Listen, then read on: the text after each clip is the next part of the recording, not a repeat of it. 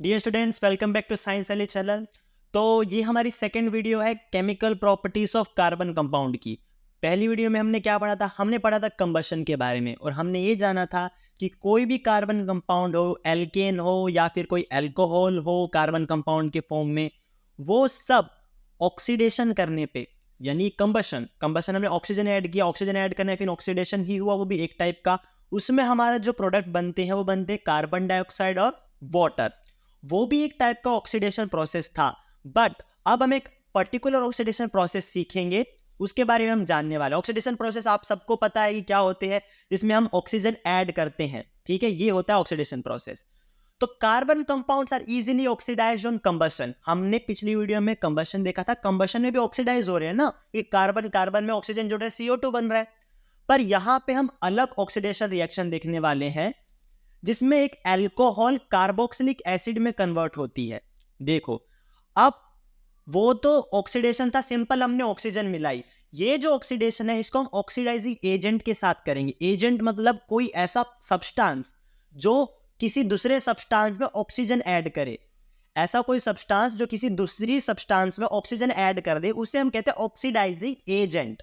ठीक है, तो यहां पे हम दो ऑक्सीडाइजिंग एजेंट यूज कर सकते हैं। एक तो होता है एल्कलाइन KMnO4। एल्कलाइन KMnO4, जो ये KMnO4 है, इसको हम कहते हैं पोटेशियम परमैंगनेट। इसे हम क्या कहते हैं? इसे हम कहते हैं पोटेशियम परमैंगनेट। ठीक है, ये होता है। या तो ये यूज कर लो या फिर इसके अलावा यूज कर लो एसिडिफाइड। एसिडिफाइड मतलब एसिड के सॉल्यूशन में होगा कौन? K2Cr2O7। ठीक है, K2Cr2O7 क्या होता है? ये होता है पोटेशियम डाइक्रोमेट। ठीक है, इसे क्या कहते हैं? पोटेशियम डाइक्रोमेट कहते हैं इसे। तो ये जो दो चीज हैं, ये ऑक्सीडाइजिंग एजेंट है। ऑक्सीडाइजिंग एजेंट क्या होते हैं?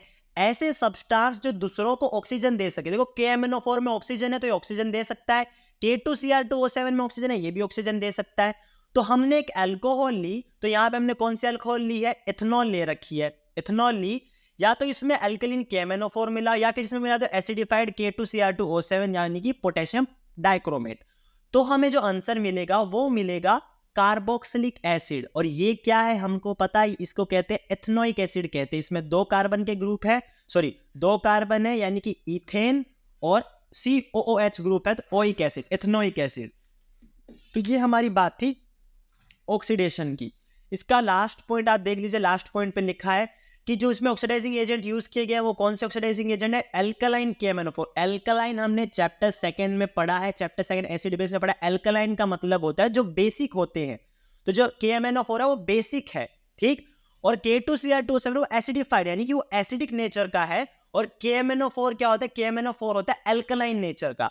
ठीक है, तो ये हमारी ऑक्सीडेशन की बात थी। अब मैं एक आपको एक्स्ट्रा पॉइंट बताना चाहूंगा कि जो ये सेम प्रोसेस हम एल्केन के साथ भी कर सकते हैं। जब समझो मैंने लिया CH3, ये क्या है? ये है इथेन। ये हमने क्या लिया? इथेन।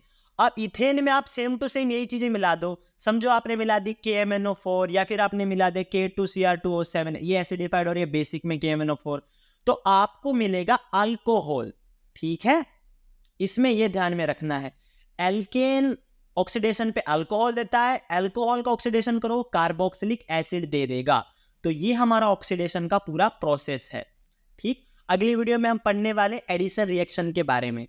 ठीक है, तो हमारी ऑक्सीडेशन की वीडियो यहाँ पे पूरी होती है। आपको एग्जाम में सीधा सीधा ये इथेनॉल वाला क्वेश्चन आएगा कि इथेनॉल का ऑक्सीडेशन किया तो क्या बनेगा, ऐसा क्वेश्चन आएगा। या फिर आपको पूछा जाएगा कि आप ऑक्सीडाइजिंग एजेंट के नाम बताओ जो इथेनॉल को इथेनोइक एसिड में कन्वर्ट करते हैं। तो आपको लिखना है एल्कलाइन KMnO4 और एसिडिफाइड K2Cr2O7। एल्कलाइन KMnO4 मतलब होता है पोटेशियम परमैंगनेट, K2Cr2O7 का मतलब होता है पोटेशियम डाइक्रोमेट। ठीक है, थैंक यू वेरी मच।